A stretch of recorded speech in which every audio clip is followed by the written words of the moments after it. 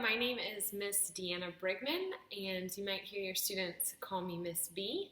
I am the high school science teacher and worship arts teacher here at Cathedral. I've been at Cathedral since December of last year and have absolutely fallen in love with it.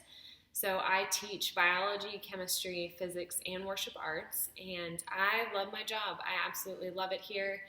I love your students. I love the atmosphere that Cathedral has, and so I'm just so excited. I know that there's a lot of modifications we've had to make for this season with COVID, but we're just trusting that God is going to move through it all, and we are so glad to officially be back. So these are my course objectives for all three of my sciences. So the first is to see students discover the creativity, authority, and intentional design of the universe. I want them to understand biological evolution and how it just really doesn't make any sense. So not just to not believe it just because you're told to, but to really understand why it logically makes sense to believe in intelligent design and to believe that God created the universe. I believe, yes, we are a people of faith, and science can demonstrate our faith 100%. So there's no reason to run from science. There's no reason to be afraid of the hard questions. We can face it head on because our God is faithful to answer those questions. My goal by the end of the year with your child is not for them to all become doctors. My goal is for them to, even if science isn't their favorite subject, it's to grow them in the admiration and the appreciation of the nature around them and realize that it all points back to our Heavenly Father. Because ultimately, nature is like this giant bouquet that God is giving us. And He's like, look at how beautiful this is. It's something for us to enjoy and for us to discover. All right, so here's a list of the materials needed for each student. They should have a binder, obviously notebook paper, calculator, Bible, pens, pencils, and highlighters. Honestly, the calculator is really only going to be for chemistry and physics. For biology, we're not going to need our calculators. And if they ever leave paper at home or pencils at home or whatever, I have a nice little stash of extra supplies just in case they forget something.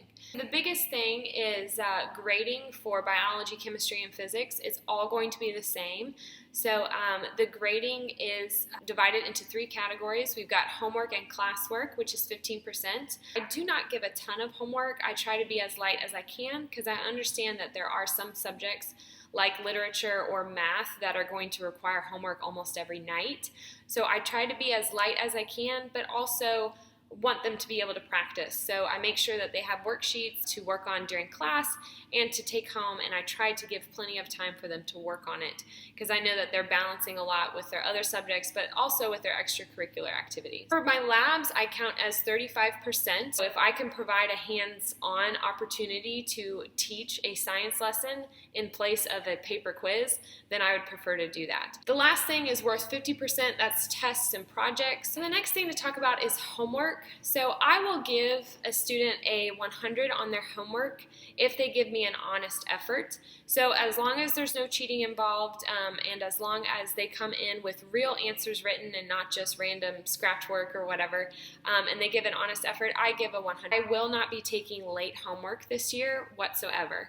So the students know that the moment I ask for homework to be turned in, that is their last opportunity. You cannot turn it in at the end of class. They know that they have to turn it in when I call for it. If I give a lab and you do not have it for me by whatever day it's due, I cannot take it late. So just be mindful of that because labs do count as such a big portion of your grade.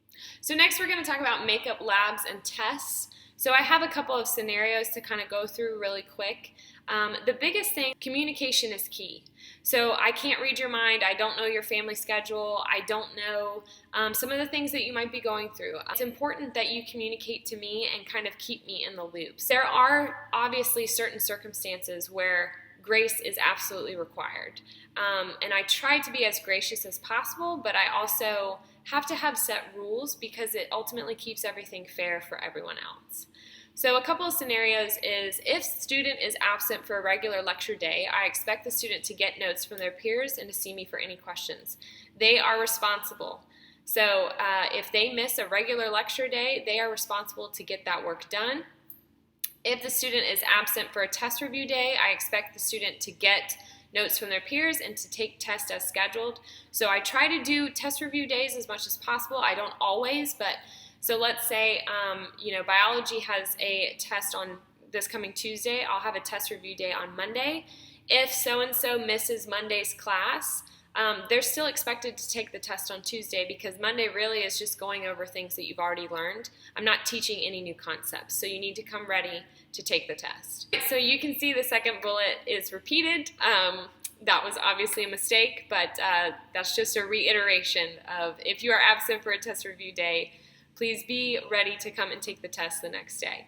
The next point says that if student is absent for the actual test day, they are supposed to take that test the next day upon their arrival. So again, if I have a biology student who is absent on their test day on Tuesday, then the moment they have me again, which is Thursday for biology, they need to be ready to sit out and to take that test during my class period. So if that's the only day that you're missing is test day, I can't extend it, a couple of days later. I have to make sure that you are taking it the day returns to my class. And that just keeps things fair. Everybody has equal opportunity to study for the same amount of time. If the student is absent for consecutive days leading up to the test, like let's say that you're sick Monday through Wednesday, you come back on Thursday and there's a test, obviously I'm not going to make you take that test on Thursday. But if you are absent for my class more than 2 days in a row, you need to come see me immediately so that I can get you caught up on the content, so that way we can get your test scheduled as soon as possible. But those are days that you are absent for my class. So if you are absent on Wednesday and I don't have biology on Wednesday, then that is not going to count as an absent day for me. If you have any questions about that, please let me know and I will be more than happy to help. But my main goal is just to make sure that everything's fair, not only for the student that misses and needs to make up, but also for the kids who have been here and have studied really hard, and we need to continue on with the material. Here are a couple final bullet points for you guys just to put on your radar. There's a lot of things. I love having fun in the classroom. I love laughing with the kids and joking around with them. I love that so much. But there are a couple of things that I obviously will not tolerate. The first thing is cheating will not be tolerated. If there is any hint of cheating that I discover from a student, it will be an automatic 0 on that assignment. I have to follow through with that. That's a non-negotiable thing. If they are caught cheating, I must give them a 0, tests included, because honestly, that is a heart issue, that's an integrity issue that we just need to work out. So of course, I would love to discuss with them what's going on, why they felt like they needed to cheat, and all of that, and we can work through that. But as far as their grade goes, it's only fair that they would get a 0 for that assignment. The last thing is respect and kindness. We believe that God created every single person equal, no matter how different they are from us.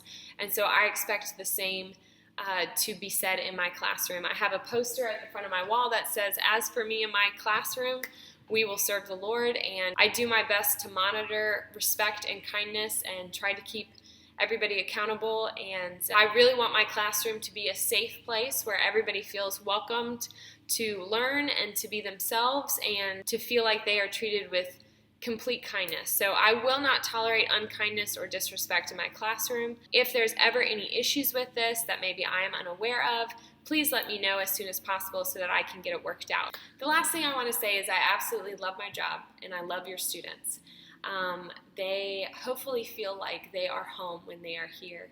But I understand that what happens outside of school or inside of school that we as teachers might not be aware of, if there's ever something that we do need to know about, please let me know. I'm always available via phone or email. I am more than willing to help in any way I can, not just with science, but spiritually, emotionally, whatever is going on, because I understand high school can be a wonderful time, but it also can be a really difficult and challenging time, especially socially for us. And so I just encourage you, if they need anything, please let me know. They are not just names in my grade book. Their grades are important to me, and their grades matter to me, but what matters to me more is their relationship with Jesus Christ and the relationship that they have with the people around them. Let me know if there's anything I can do for you and your family, and thank you so, so much for entrusting me with your wonderful children.